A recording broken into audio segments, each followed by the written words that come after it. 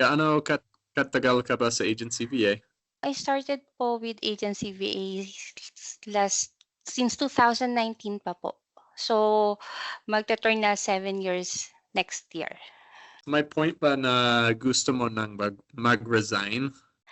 Actually wala talaga, wala sa point ko na mag-resign kasi as na ngayon, like after ng pandemic, ang dami ng mga tao or gustong maging virtual assistant and mag-work sa bahay.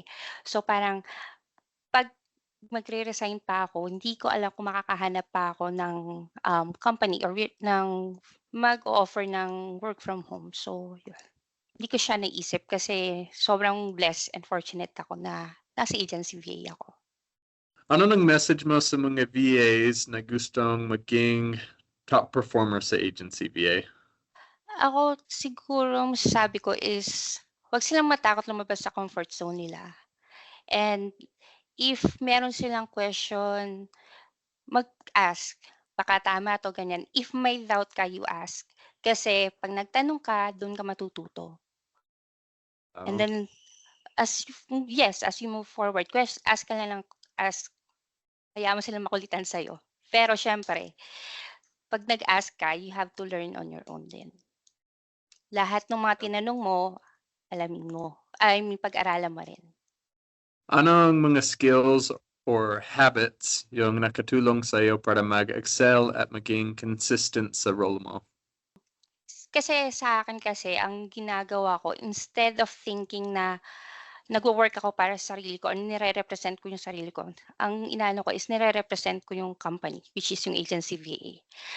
Once na magkaroon kasi ako ng mali, like yan, kung any ano, kahit basta yung mistake, parang magre-reflect yun sa mismong company. And siyempre, as a virtual assistant, as working as agency VA, parang ayoko namang magkaroon ng parang pangit na feedback sa company natin. Kung may magtanong sa iyo kung bakit matagal ang mga VAs dito, anong isasagot mo? Agency VA is not a company. Parang i-ano nila as a family. Kasi compared to BPO company talaga, sobrang toxic. Ang daming metrics na kailangan.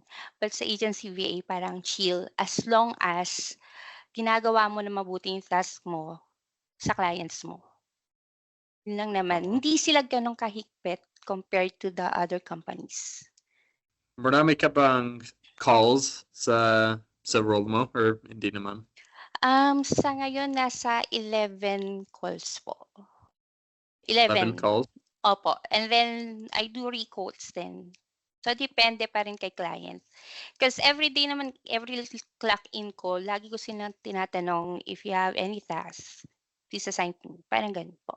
Si client is hindi niya ako tinuturing as virtual assistant. Parang tinuturing niya ako as one of his family din po. So yun. Ayan.